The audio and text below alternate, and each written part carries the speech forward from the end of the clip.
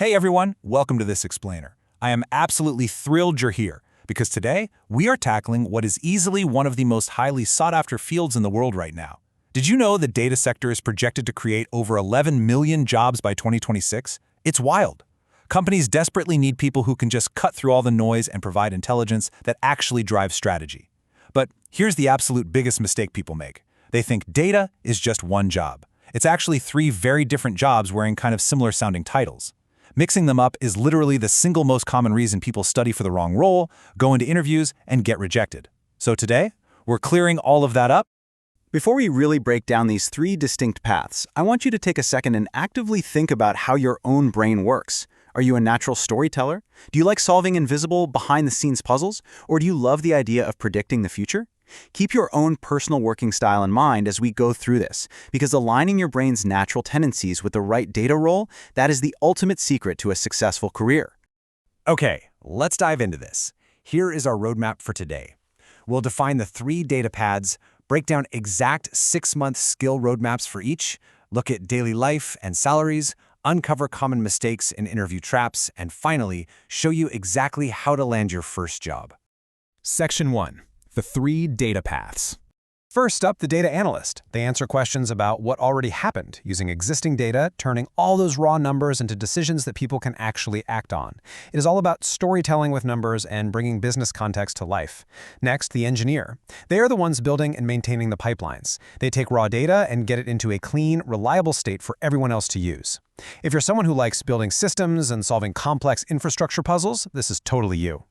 Finally, the data scientist. They build models that predict what's going to happen next, uncovering these incredibly complex patterns. If you love statistics, rigorous experimentation, and prediction, the scientist path is absolutely calling your name. Section 2. 6-month skill roadmaps.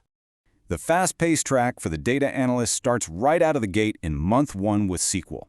And I mean genuinely fluent SQL, not just basic select statements. You need to be able to join tables and answer real business questions because you simply cannot analyze what you cannot access.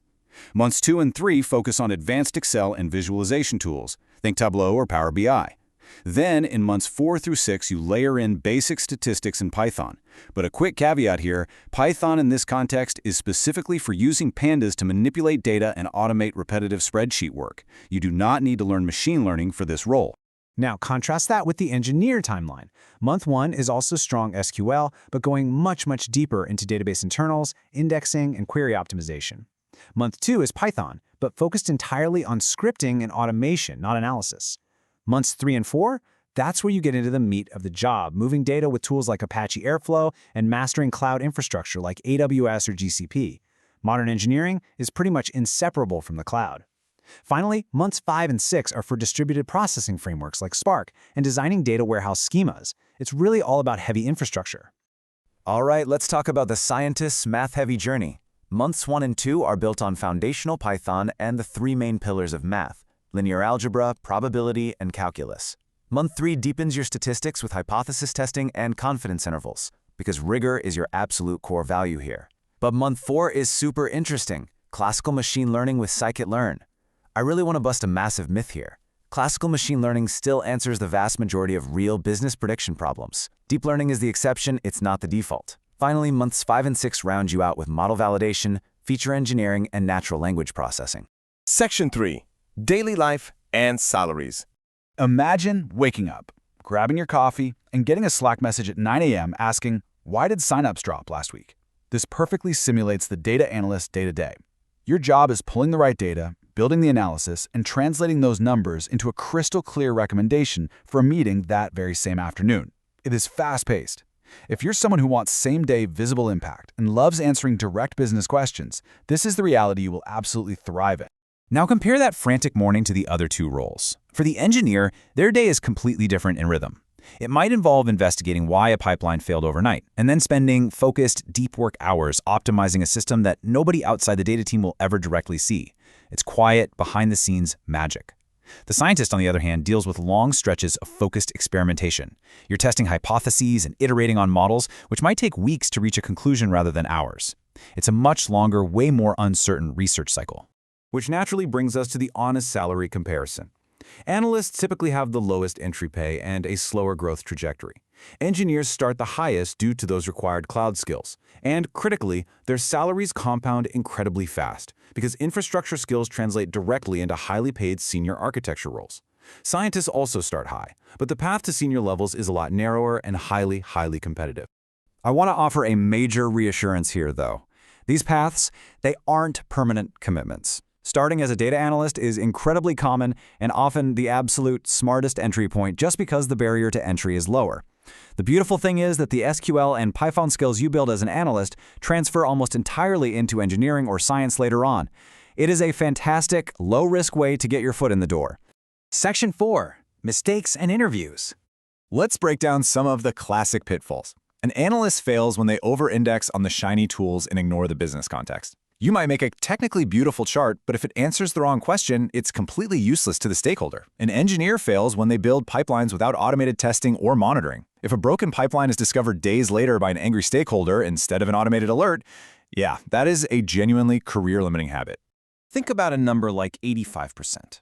For a data scientist, building a model that is 85% accurate sounds incredibly impressive, right? Well, the massive mistake here is failing to honestly communicate the limitations of that model.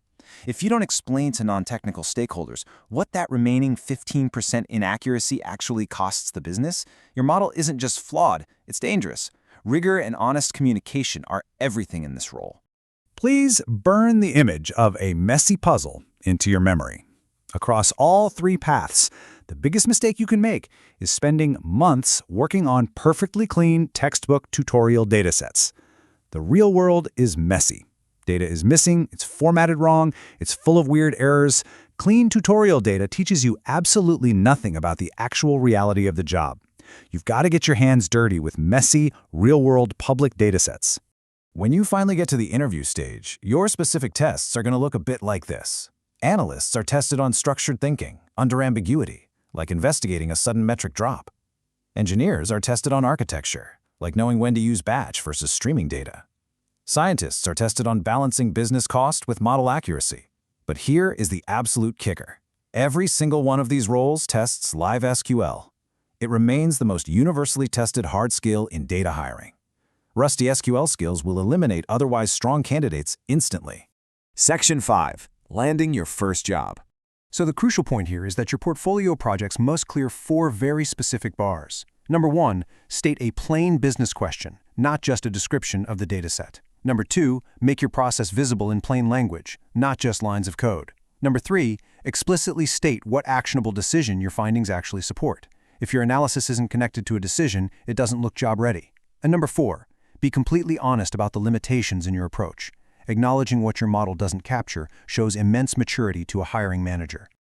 Before you even hit the apply button, use these 3 steps to actually get noticed. Step 1, post short, specific breakdowns of your projects on LinkedIn framed directly for a business stakeholder. Step 2, get involved in data communities and answer other people's questions. Teaching is by far the fastest way to solidify your own knowledge, while also leaving this highly visible trail of competence. Step 3, write an honest, end-to-end technical blog post. Hiring managers frequently search for specific skills, and a thoughtful blog post can pull them right to you.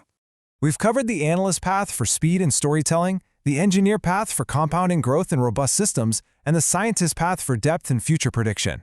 Now it's time to choose.